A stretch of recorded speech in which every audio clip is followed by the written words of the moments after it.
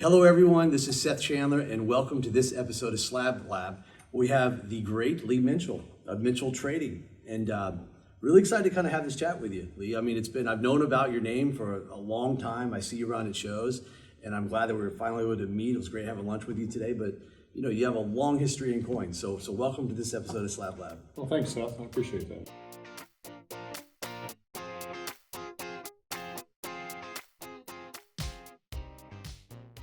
So let's start at the beginning. Like, how did you get started? Like, where you're from, you know? Well, I grew up in Ann Arbor, Michigan in the early 70s. I started collecting coins when I was 12. And then kind of had a little silver boom in 73.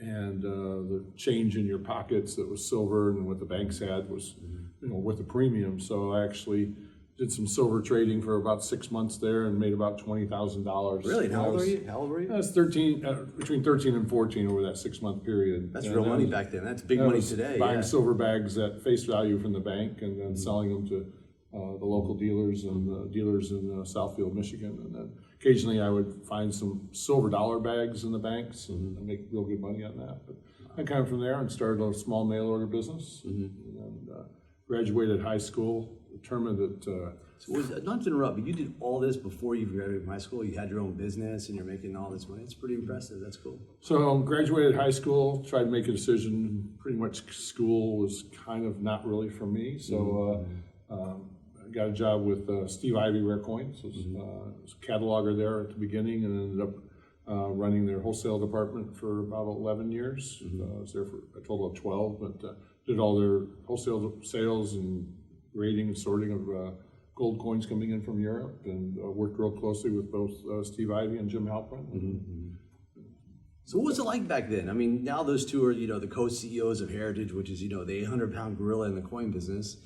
What was it like back then, you know, working at Heritage back in the late 70s? Oh, it was kind of fun, you know, being there at, you know, Heritage started in 83, basically, when Jim came on board, and it was great learning a lot of, you know, I learned a lot working with Steve Ivy, and then I learned a whole different skill set working with Jim. As far as I think he's the #1 grader of all time, and just a great businessman. And I learned a lot from Steve, who's really the businessman on the coin side. But I learned a lot from Jim. And I think that really helped me develop what I consider what we have now, one of the top wholesale rare coin firms in the United States. So you had a very quick progression to like becoming a full-time coin dealer very quickly. Yeah, like you were wheeling and dealing as a kid. Yeah, I was a full-time coin dealer at 14. Yeah, that's pretty cool. I don't think that happens much too often these days. There's a lot of kids walking around on the bourse floor that are pretty young, but like yeah, there's a couple that I've mentored and have worked for me, and then the group that I grew up with kind of also have a similar story. John Albanese, Kevin Lipton, even Laurie Sperber, Doug Winter, Mark Yaffe. We all kind of grew up at the same time. We're all the same age. And, it's a good generation. It's a special generation, yeah.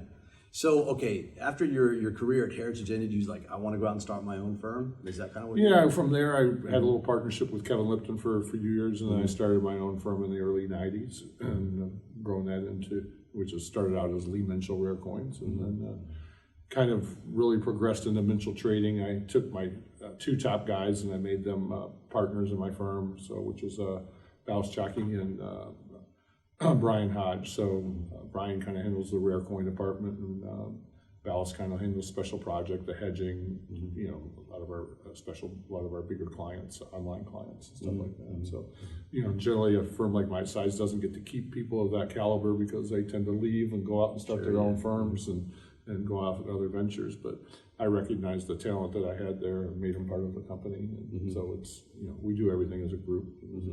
So I know you're really passionate about coins. We talked a little bit about coins before, and but you said some key things. Your firm is very big. It's huge. I'm shocked at how much business you guys do and just your breadth and how, you know, all the various, you know, ancient coins, you know, modern coins, vintage coins. But you talked about hiring key people. You know, you made them partners. So how critical? There's a lot of like young coin dealers out there and coin dealers who want to improve. What would you recommend to them to kind of go to that next level, like what you've done? Well, it's I think I was both the two young men I'm talking about, which they're 42 and 38 now, so they've been with me 20 years and 18 years. So they, and, they didn't just come on and be partners on day one. They built into it. And I think it's, if you, and it's tough. I'm really the only firm that's done that. I mean, Heritage is so big that they have partners, but there's not a lot of wholesale companies that do that. But I think for somebody getting started, going to work for a firm, whether it be for 2 years or 5 years or end up being a partner at a firm, I think the knowledge that you learn there is well worth the slower start that you get, so you don't make some of the bigger money right at the beginning while you're learning, but the contacts you learn and the things you learn, and I learned a lot from working at at Heritage for 12 years. Yeah, you've been around the block a few times. Yeah. What are some of the big rookie mistakes that a lot of newer coin dealers do that you help them advise them to avoid? Holding on to your mistakes. Got it. Okay. Yeah. You mentioned the word mistake there, but holding on to your bad deals. I think that's something I got from Jim Halpern.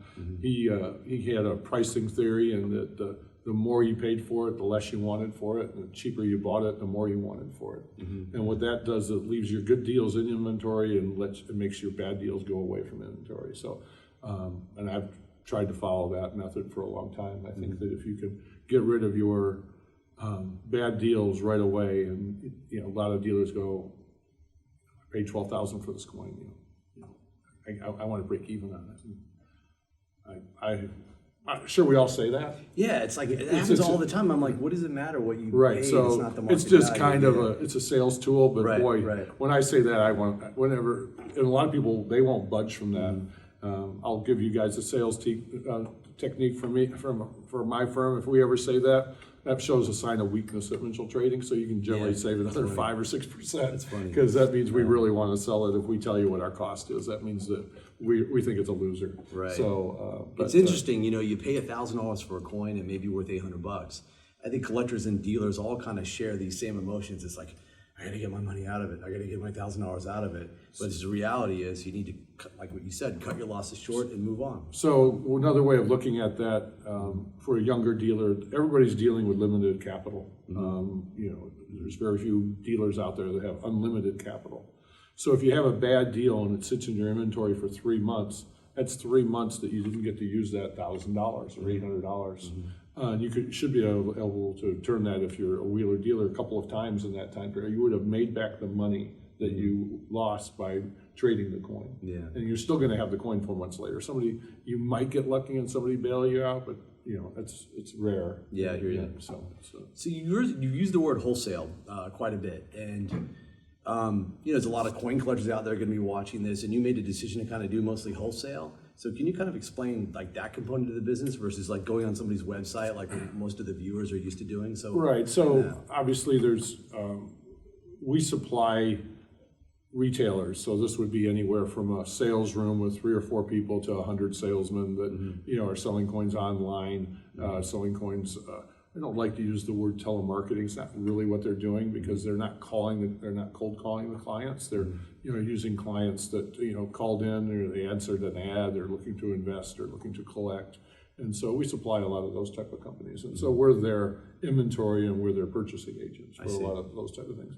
We do a lot of business with TV shows, a lot of the online dealers, a lot of the huge online stores, we supply those to.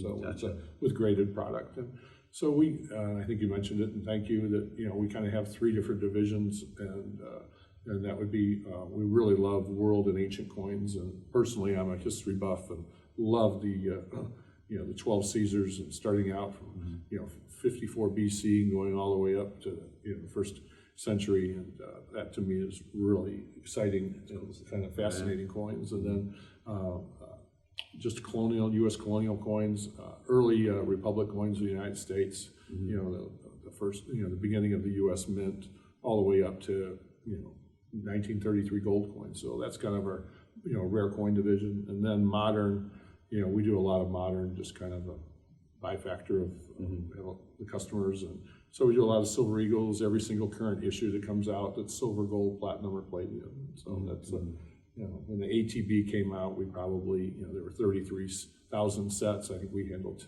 8,000 to 10,000 sets. Wow. So that was, that was, And I think for a lot of people out there, there's a lot of, I think for every, one numismatist, there could be potentially 3 or 4 or 5 metals buyers, stackers. And good crossover coins are good coins for them to get involved with and start collecting coins, really like Silver Eagles, which is you're one of the largest dealers out. And you go to the PCGS set registries of Silver Eagles, you can see all the different ways to collect them. So it's interesting. You don't have to pay that much of a premium over what the silver value is. So I think they're a good gateway coin. Right, you mentioned gateway coin and you mentioned stacking. So it's kind of interesting. Going back, I've been doing this over 50 years. So, I got started in 72, I was 62 years old, for helping you guys out with the math there. But, I've always been a little concerned as to the age of the coin business. It seems like it's getting older and older every year.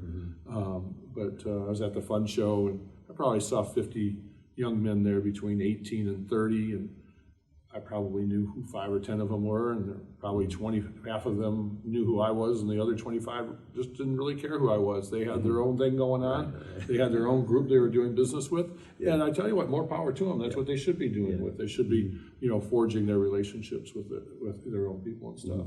And then if you talk to anybody who's got a coin shop now, who's selling, directly to the public, the average age and the demographic of the people coming into their stores over the last 2 years has changed dramatically. So there's a lot of people under 30 that are buying silver. It's one of the reasons why Silver Eagles are a huge premium, why 90% silver is a huge premium. There's a few other factors, but you'll see huge premiums in a lot of the silver products that just weren't there a couple of years ago. And it isn't like silver has gone up in value, and there's some silver that there's no demand for. So the foreign silver doesn't command a big premium. You can buy Maple Leafs or Philharmonics or Libertads, and you can buy those for $3 or $4 over. But the Silver Eagles, $7 to $8 over, and 90% bags are $4 to $5 over, which is an unheard of thing. When I was doing it, when I mentioned in '73, they were selling for under face value, under melt value. Interesting. So I think that I'm